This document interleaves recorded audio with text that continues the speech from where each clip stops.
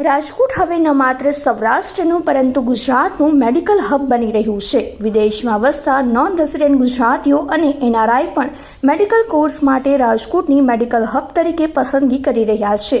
સ્થાનિક તબીબોની દર્દીઓ પ્રત્યેની આત્મીય સારવાર પદ્ધતિ અને આંતરરાષ્ટ્રીય સ્તરની સારવારનો સમન્વય હવે રાજકોટને મેડિકલ હબના રાષ્ટ્રીય નકશામાં મૂકી રહ્યું છે. તબીબી જગતના કેટલાક જટિલ કહી શકાય એવા ક્ષેત્રમાં પણ હવે રાજકોટ ઉજ્જવળ પરિણામો આપી રહ્યું છે. તાજેતરમાં જ રાજકોટની શાશ્વત હોસ્પિટલમાં એક મહિલા દર્દીનું બોન મેરો ટ્રાન્સપ્લાન્ટેશન કરવામાં આવ્યું છે. માત્ર 1 મહિના બાદ આ મહિલા દર્દી તેમનું રોજિંદુ જીવન જીવવા માંડી છે.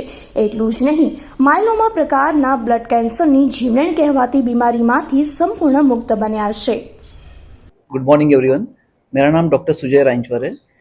मैं haematooncologist and bone marrow transplant physician हूँ शाश्वत हॉस्पिटल राजकोट में. आज हम डिस्कस करने वाले बोन मैरो ट्रांसप्लांट के बारे में. हमने recently first bone marrow transplant किया सौराष्ट्र रीजन का.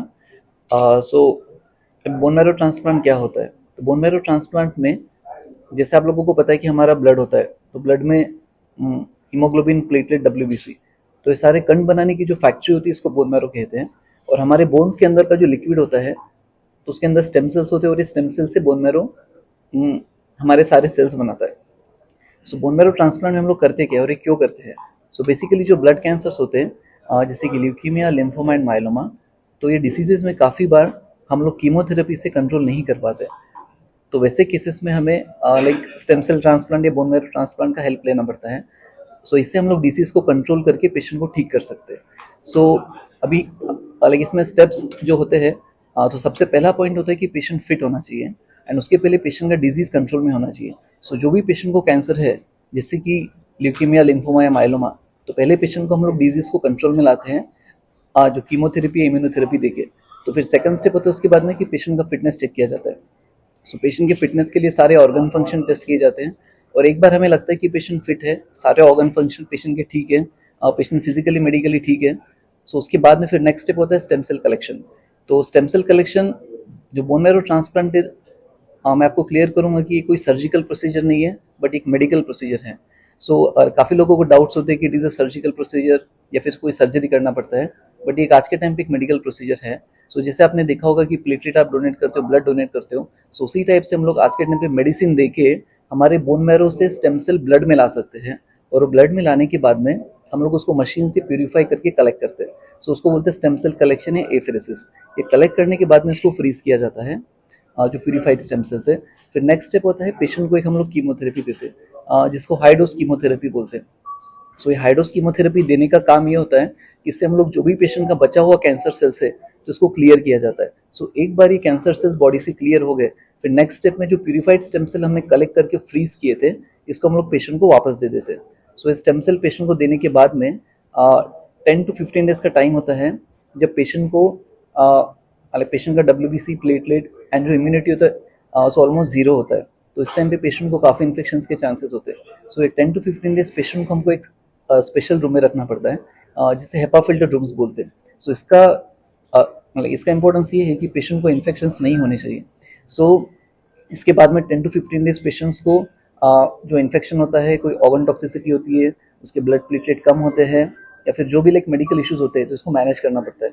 सो ये काफ़ी लाइक क्रिटिकल इंपॉर्टेंट चीज़ रहता है पेशेंट के लिए, क्योंकि कीमोथेरेपी देना तो एक काम है बट उसके बाद में जो टॉक्सिसिटीज़ है उसको अच्छे से मैनेज करके उससे बाहर हमें निकालना होता है. सो 10 to 15 डेज के बाद में जो हमने स्टेम सेल दिए प्यूरिफाइड तो उससे नया ब्लड बनना चालू हो जाता है एंड उसके बाद में हम लोग बोलते हैं कि लाइक ट्रांसप्लांट सक्सेस हो गया.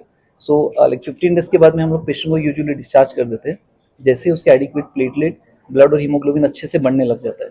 सो ये है बोन मैरो ट्रांसप्लांट. सो बोन मैरो ट्रांसप्लांट हमारे 2 टाइप के होते हैं, एक होता है ऑटोलोगस और एक होता है एलोजेनिक.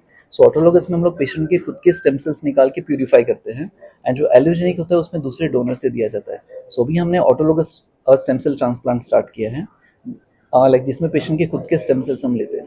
सो जो एलोजेनिक वाला है वो हम लोग लाइक नेक्स्ट फेज में स्टार्ट करेंगे. ये सबसे इंपॉर्टेंट क्वेश्चन है कि इसमें क्या कॉम्प्लिकेशंस हो सकते हैं.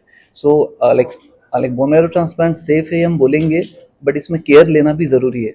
लाइक कम्प्लीटली लाइक रिस्कलेस होता है ऐसा तो हम नहीं बोलेंगे. इसमें 5% चांस होता है कि ड्यूरिंग द प्रोसीजर पेशेंट को कुछ हार्म हो सकता है या पेशेंट क्रिटिकली लाइक बीमार हो सकता है. ओके, या फिर आईसीयू का जरूरत पड़ सकता है, बट इसको प्रॉपर कंट्रोल फैशन में किया जाए तो सारे साइड इफेक्ट्स को हम केयर कर सकते हैं और उसको सक्सेसफुली बाहर निकाल सकते हैं। नॉर्मली इसका जो खर्च होता है, जैसे आप कोई बड़े सिटीज़ में मेट्रोज में करोगे, जैसे दिल्ली है, मुंबई, अहमदाबाद में, सो 10 to 15 लाख तक उसमें खर्चा आता है। बट हमारे यहाँ पे हमने इसको लाइक ओनली हमारे पेशेंट को 3.5 लाख ही पे करना पड़ा इसमें। ओके, सो तो इसमें हमने काफ़ी असिस्टेंस भी प्रोवाइड किया है। जो गवर्नमेंट स्कीम है उसके थ्रू भी हमने पेशेंट को असिस्टेंस प्रोवाइड किया है, एंड हॉस्पिटल ने भी चैरिटेबल वे में काफ़ी असिस्टेंस प्रोवाइड किया है। तो उस तरीके से हमारे पेशेंट्स को like we have done in almost like 1/4 cost.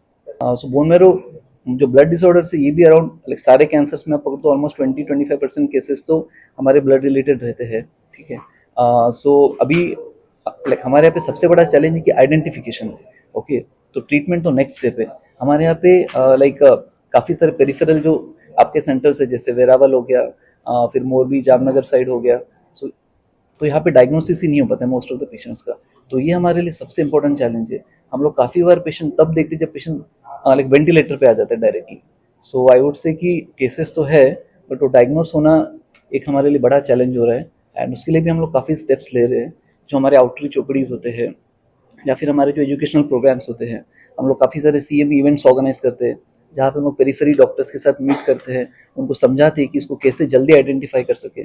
सो हमें उनको टेस्ट का भी सपोर्ट दे रहे हैं, उनको एजुकेशनल सपोर्ट भी दे रहे हैं, एंड अवेयरनेस भी कर रहे हैं, जिससे हम लोग उसको जल्दी से पिक कर पाए। सो हमारे लिए सबसे बड़ा प्रॉब्लम तो अभी यही है कि हम उसको लाइक उसको अर्ली स्टेज में आइडेंटिफाई कर सके। और आपको एक चीज़ बता दूं कि जो ब्लड कैंसर है सारे कैंसर्स में one of the highly curable cancers है।